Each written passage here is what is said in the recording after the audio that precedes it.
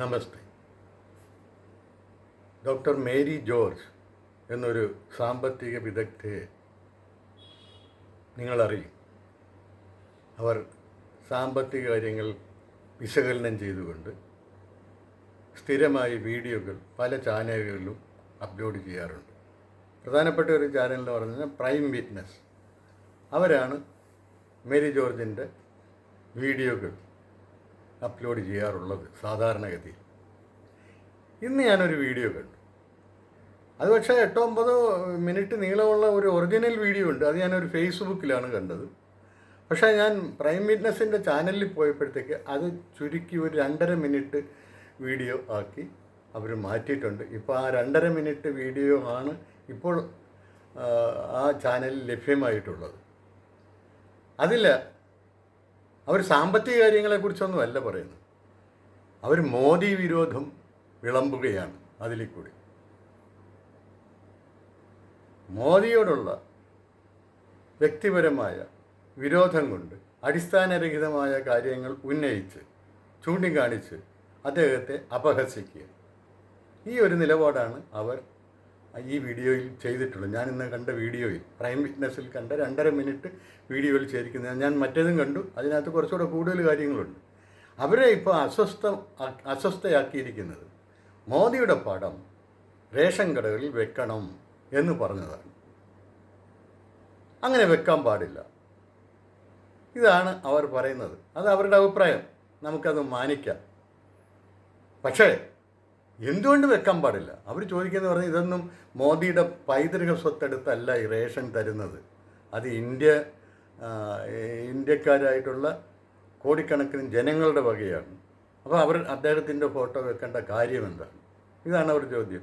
നമ്മൾ ഇന്നലെയും മലയാളം പത്രങ്ങളിൽ ഒരു 1/4 പേജ് പരസ്യം മുഖ്യമന്ത്രിയുടെ പടവും കൊടുത്തു വെച്ചിട്ടുണ്ട്. എന്താണ് അദ്ദേഹം ഏതെങ്കിലും ചടങ്ങിൽ പങ്കെടുക്കുന്നത് അല്ലെങ്കിൽ ഏതെങ്കിലും പദ്ധതികൾ ഉദ്ഘാടനം ചെയ്യുന്നത്, ഈ കാര്യങ്ങളുടെ പരസ്യങ്ങളാണ് ഇങ്ങനെ പത്രത്തിൽ വരുന്നത്. അപ്പോൾ 17-ാം തീയതി ഒരു 3/4 പേജ് പരസ്യം ഇതുപോലെ 2 കാര്യങ്ങളിലായിട്ട് കൊടുത്തിട്ടുണ്ടായിരുന്നു.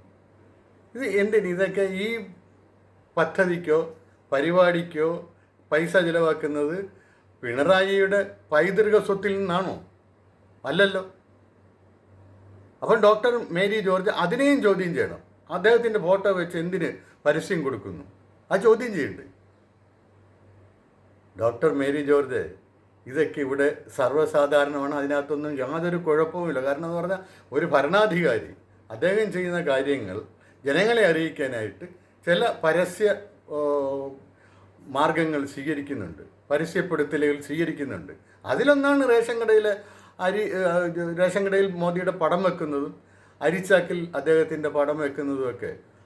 റേഷൻ കടയിൽ അദ്ദേഹത്തിൻ്റെ പടത്തിന് മുമ്പ് മുന്നിൽ നിന്ന് സെൽഫി എടുക്കാനുള്ള ഒരു അവസരം കൂടി ഒരുക്കുന്നതുമൊക്കെ ആ പരസ്യതന്ത്രത്തിൻ്റെ ഭാഗമാണ്. അല്ലാതെ മോദിയുടെ പൈതൃക സ്വത്തിൽ നിന്ന് എടുത്തു കൊണ്ടുവന്നു കഴിഞ്ഞാലേ അദ്ദേഹത്തിൻ്റെ പടം വെക്കാവൂ എന്ന് പറയുന്നത് യാതൊരു യുക്തിയുമില്ലാത്ത ഒരു കാര്യമാണ്. കാര്യങ്ങൾ മനസ്സിലാക്കാത്തതുകൊണ്ടാണ്, ഭാരതത്തിലെ അല്ലെങ്കിൽ രാഷ്ട്രീയ സ്ഥിതിയെക്കുറിച്ച് മനസ്സിലാക്കാത്തത് കൊണ്ടാണ്. ഇത് എല്ലാ സംസ്ഥാന മുഖ്യമന്ത്രിമാരും അതുപോലെ തന്നെ പ്രധാനമന്ത്രിയും ഒക്കെ ചെയ്തുകൊണ്ടിരിക്കുന്ന ഒരു കാര്യമാണ്. സുപ്രീം കോടതി തന്നെ അത് അനുവദിച്ചിട്ടുള്ളതുമാണ്. മറ്റേ നേരത്തെ എല്ലാ മന്ത്രിമാരുടെയും പടങ്ങൾ വെച്ച് പരസ്യം ഇറക്കുമായിരുന്നു. അത് പാടില്ല. ഒന്നുകിൽ മുഖ്യമന്ത്രി അല്ലെങ്കിൽ പ്രധാനമന്ത്രി അദ്ദേഹത്തിൻ്റെ മാത്രം പടം വെച്ചാൽ മതി എന്നുള്ളതാണ് കോടതി നിർദ്ദേശം. അതാണ് അവരിപ്പോൾ പാലിച്ചു പോകുന്നത്. അപ്പോൾ അവർ ചെയ്ത നല്ല കാര്യങ്ങൾ ജനങ്ങളെ അറിയിക്കാൻ വേണ്ടി ഇത്തരത്തിലുള്ള ഒരു പരസ്യം അവർക്ക് ചെയ്യാം. പ്രത്യേകിച്ച് ഈ തിരഞ്ഞെടുപ്പ് അടുത്ത് വരുന്ന അവസരത്തിൽ അതിനെ ഇത്ര നികൃഷ്ടമായ രീതിയിൽ കണ്ട് അധിക്ഷേപിക്കേണ്ട കാര്യമുണ്ടോ? അത് അങ്ങനെ അധിക്ഷേപിക്കുന്നത് ഒരു കുൽസിത മനോവൃത്തിയുടെ ലക്ഷണമാണ്. ഇവർക്ക് എന്ത് പറ്റിയെന്നാണ് ഞാനിങ്ങനെ ആലോചിക്കുന്നത്. നമ്മൾ ഒരു സാധാരണഗതിയിൽ ഒരു ചിത്തതയോടുകൂടി യുക്തിസഹമായി സാമ്പത്തിക കാര്യങ്ങൾ അനലൈസ് ചെയ്യുകയും അതിൻ്റെ വിശകലനങ്ങൾ നടത്തുകയൊക്കെ ചെയ്യുന്ന ഒരാളായിട്ടാണ് ഞാൻ ഡോക്ടർ മേരി ജോർജിനെ ഇതുവരെ കണ്ടുവന്നിരുന്നത്. പക്ഷേ ഇന്ന് അവരുടെ ബാലൻസ് തെറ്റിപ്പോയിരിക്കുന്നതായിട്ടാണ് എനിക്ക് മനസ്സിലായത്. അവർ മോദിയുടെ പടം വെക്കുന്നതിൽ എന്താണ് അസ്വാഭാവികത? അതിലാണ് ഇവർ ഇത്രയും വലിയ പ്രതിഷേധവുമായിട്ട് വന്നിരിക്കുന്നത്. അതിലെന്താണ് ഒരു അസ്വാഭാവികത? ഈ ഇങ്ങനെ അരി കൊടുക്കുന്ന ആരുടെയും പൈതൃക സ്വത്തല്ല, മോദിയുടെയും പൈതൃക സ്വത്തല്ല. അപ്പം ഇവർ പറയുന്നത് പറഞ്ഞു കഴിഞ്ഞാൽ ഭാരതാംബയുടെ പടം വെച്ച് അതിന് മുന്നിൽ വേണം നമ്മൾ സെൽഫി എടുക്കാൻ. ഭാരതാംബയുടെ പടമാണ് അവിടെ വെക്കാൻ. കാരണം എന്ന് പറഞ്ഞാൽ ഭാരതാംബയല്ലേ, അതായത് ഭാരതാംബയല്ലേ ഈ നമുക്ക് ഇത്രയും ഭക്ഷ്യ സമൃദ്ധിയും ഒക്കെ ഉണ്ടാക്കി തന്നത്. എൻ്റെ മേരി ജോർജ്, നിങ്ങളൊരു കാര്യം ചെയ്യുമോ? ആ ഭാരതാംബയുടെ പടം ഒന്ന് അയച്ചു കൊടു, എന്നിട്ട് അത് വെക്കട്ടെ. അതുവരെ ആ ഭാരതാംബയ്ക്ക് വേണ്ടി ഈ കാര്യങ്ങളൊക്കെ ചെയ്യുന്ന, തൽക്കാലം ഈ കാര്യങ്ങളൊക്കെ ചെയ്തുകൊണ്ടിരിക്കുന്ന ഒരു പ്രധാനമന്ത്രിയുടെ പടം വെച്ചോട്ടെ. നിങ്ങളൊന്ന് ക്ഷമിക്ക്. അവരിങ്ങനെ മോദിയോട് ക്ഷമിക്കാമെന്ന് പറയുന്നുണ്ട്. ജയശങ്കറിനെ ഓർത്ത് മോദിയോട് ക്ഷമിക്കാമെന്ന് പറയുന്നുണ്ട്. അത് ഞാൻ തിരിച്ച് അവരോടൊക്കെ പറയാണ്, നിങ്ങളൊന്ന് ക്ഷമിക്ക്. നിങ്ങൾ ഭാരതാംബയുടെ പടം ഒന്ന് കൊണ്ടുകൂടുക. അതുവരെ നിങ്ങൾ ക്ഷമിക്കുക. അതുപോലെ അവർ ഈ പൈതൃക സ്വത്തിൻ്റെ ഒരു നേതാവ്, ഒരു ഭരണാധികാരി, അദ്ദേഹത്തിൻ്റെ പൈതൃക സ്വത്ത് കൊണ്ട് ചെയ്യുന്ന കാര്യങ്ങൾക്ക് മാത്രമേ ഫോട്ടോ വെക്കാൻ പാടുള്ളൂ. അങ്ങനെയാണെങ്കിൽ ആർക്കെങ്കിലും ഫോട്ടോ വെക്കാൻ പറ്റുമോ? ഇതുവരെ ഉണ്ടായിട്ടുള്ള ഏതെങ്കിലും ഭരണാധികാരികൾ അവരുടെ പൈതൃക സ്വത്തിൽ നിന്ന് എടുത്തുകൊണ്ട് വന്നാണ് എല്ലാ കാര്യങ്ങളും ചെയ്തത്. ഇവിടെ ഒരേ വീട്ടിൽ നിന്നും 3 ഭാരതരത്ന നേടിയവരുണ്ട്. അത് നേടിയതല്ല, അവർ തന്നെ അവർക്ക് കൊടുത്തതാണ്. നെഹ്റു 1955 അദ്ദേഹത്തിന് തന്നെ കൊടുത്തു. ഇന്ദിരാഗാന്ധി 1971 അവർക്ക് തന്നെ കൊടുത്തു. 1991 രാജീവ് ഗാന്ധി സ്വന്തമായിട്ടങ്ങ് ഭാരതരത്ന കൊണ്ട് ഇതൊക്കെ ഈ ഭാരതരത്ന കൊണ്ട് അദ്ദേഹം സ്വയം ബഹുമാനിതനാക്കി.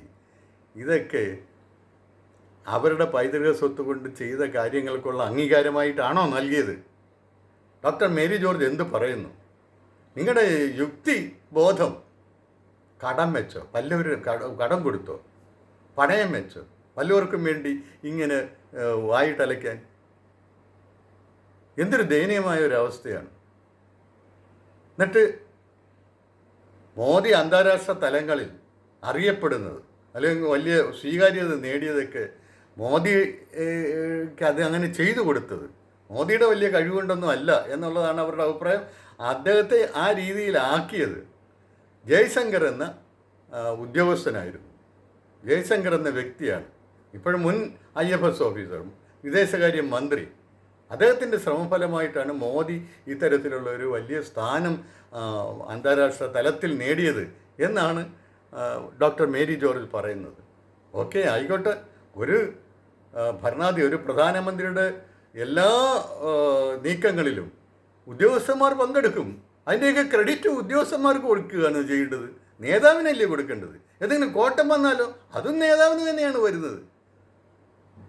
അപ്പോൾ ഉദ്യോഗസ്ഥന്മാർക്ക് എല്ലാ ക്രെഡിറ്റും കൊടുക്കുകയും അവരാണ് ഇതൊക്കെ ചെയ്തതെന്ന് പറയുന്നത് ഏത് ലോകത്തെ കാര്യമാണ്?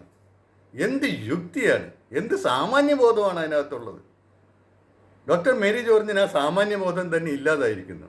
അതിൻ്റെ കാരണം എന്ന് പറഞ്ഞാൽ അന്ധമായ മോദി വിരോധമാണ്. മോദിയെ അപഹസിക്കണം, അതിനുവേണ്ടി അവരിങ്ങനെ ഓരോന്നൊക്കെ തെറ്റിക്കൂട്ടി പറയുകയാണ്. എന്നിട്ട് അവരൊരു ഇക്വേഷൻ ഉണ്ടാക്കിയതായിട്ട് അവർ അവകാശപ്പെടുന്നു. മോദി സമം ജയശങ്കർ മൈനസ് സവർക്കർ. അപ്പം ഇവർ ഇക്കണോമിസ്റ്റ് ആണെന്ന് ഓർക്കണം. ഒരു ഇക്വേഷൻ ഉണ്ടാക്കിയിരിക്കുകയാണ്. അവർ വിശദീകരിച്ചത് വേറെ രീതിയിലാണ്. എന്നാലും ഇതിൻ്റെ അർത്ഥം എന്താണ്? നന്നായിട്ട് ആലോചിച്ച് നോക്കണം ശ്രീമതി മേരി ജോർജ്. നിങ്ങൾ എവിടുന്നാണ് ഈ കണക്ക് പഠിച്ചത്? മോദി സമം ജയശങ്കർ മൈനസ് സവർക്കർ എന്ന് പറഞ്ഞു കഴിഞ്ഞാൽ അതിൻ്റെ അർത്ഥം മോദിയും സവർക്കറും കൂടി ചേർന്നാൽ ജയശങ്കർ ആകുമെന്നാണ്.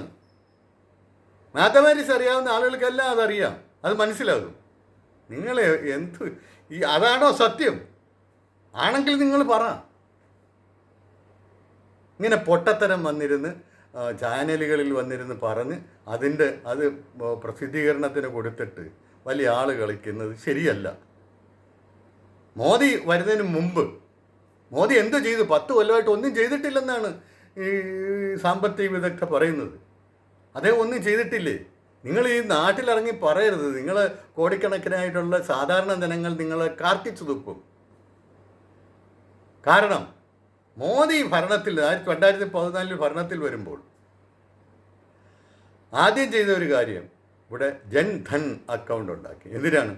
എല്ലാ സബ്സിഡികളും അവരവരുടെ ബാങ്ക് അക്കൗണ്ടിലേക്ക് കൊടുക്കാൻ. ഇത് പണമൊന്നും കൊടുക്കാതെ ചേരുന്ന അക്കൗണ്ടാണ്, അത് ഓർക്കണം.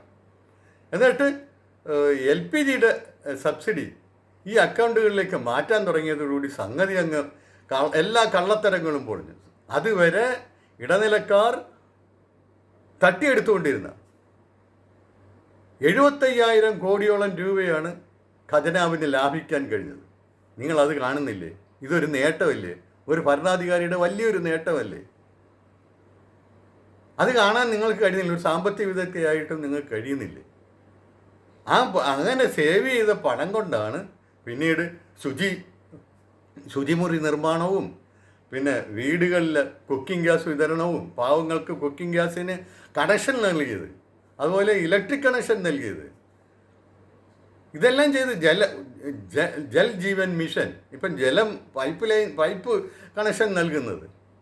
സർവോപരി 5 ലക്ഷം രൂപ വരെ ഉള്ള സൗജന്യ ചികിത്സ ഉറപ്പാക്കിയിരിക്കുന്നത്. പിന്നെ ഔഷധങ്ങൾ ഏറ്റവും കുറഞ്ഞ വിലയ്ക്ക് നൽകുന്നത്. ഇതൊക്കെ ഒരു ഭരണാധികാരിയുടെ നാടിൻ്റെ നന്മയെക്കുറിച്ചുള്ള സങ്കല്പത്തിൽ നിന്നും ഉടലെടുക്കുന്ന നടപടികളാണ്. ഇതിനെയൊന്നും കണ്ടില്ല. ഇദ്ദേഹം 10 വർഷമായിട്ട് യാതൊന്നും ചെയ്യാത്ത ഒരു പ്രധാനമന്ത്രി. നേരത്തെ ചെയ്തതെല്ലാം മറ്റവരാണ്. നെഹ്റു കുടുംബത്തിൽപ്പെട്ടവർ, നെഹ്റുവും ഇന്ദിരാഗാന്ധിയും രാജീവ് ഗാന്ധിയൊക്കെ ചെയ്തെന്നുള്ള രീതിയിലാണ് ഇവർ പറഞ്ഞുകൊണ്ട് വരുന്നത്. അവരുടെയൊക്കെ ഭരണകാലത്ത് കോടിക്കണക്കിന് ഇതുപോലുള്ള കോടിക്കണക്കിന് രൂപ ഒന്നിയിൽ അവരുടെ പോക്കറ്റുകളിലേക്ക് പോകുന്നു, അല്ലെങ്കിൽ ഇടനിലക്കാരുടെ വൻതോക്കുകളുടെ ഒക്കെ പോക്കറ്റുകളിലേക്ക് പോകുമായിരുന്നു. അതാണ് LPG സബ്സിഡി ബാങ്ക് അക്കൗണ്ടിൽ കൊടുക്കാൻ നേരത്തും 75,000 കോടി രൂപ ലാഭമാണ് വന്നത്. എന്ന് വെച്ചാൽ ഒരുപാട് കണക്ഷൻസ്, കള്ള കണക്ഷൻസ്. അതുപോലെ പിന്നെ ഗ്യാസ് കുറ്റികൾ അത് കൂടുതൽ ആളുകൾ ഉപയോഗിച്ചുകൊണ്ട് ഇതിപ്പോൾ ഒരു റെസ്ട്രിക്ഷൻ വെച്ചത് അല്ല, അത് പോകട്ടെ. എന്തുവായാലും ഈ അക്കൗണ്ടിലേക്ക് വരുന്നു എന്നുള്ളത് കൊണ്ട് ആർക്കും ഇതിനകത്ത് തട്ടിയെടുക്കാൻ പറ്റാത്ത ഒരവസ്ഥ വന്നു. ഇതൊരു നല്ല നടപടിയല്ലേ? ശുചിമുറി നല്ല പരിപാടിയല്ലേ? അങ്ങനെ എല്ലാം ഇതുപോലുള്ള കാര്യങ്ങൾ നിങ്ങൾ മനസ്സിലാക്കണം. എന്നിട്ട് പറയണം 10 കൊല്ലമായിട്ട് മോദി എന്ത് ചെയ്തു എന്നുള്ളത്. ഒന്നും ചെയ്തില്ലെന്ന് പറയരുത്. അത് സത്യവിരുദ്ധമായിട്ടുള്ള കാര്യമാണ്. അങ്ങനെയുള്ള സത്യവിരുദ്ധമായിട്ടുള്ള കാര്യങ്ങളും പറഞ്ഞുകൊണ്ട് നിങ്ങളിങ്ങനെ ജനങ്ങളുടെ മുന്നിൽ വന്ന് ഇളിഫയാകരുത്. അതാണ് എനിക്ക് പറയാനുള്ളത്. നന്ദി, നമസ്കാരം.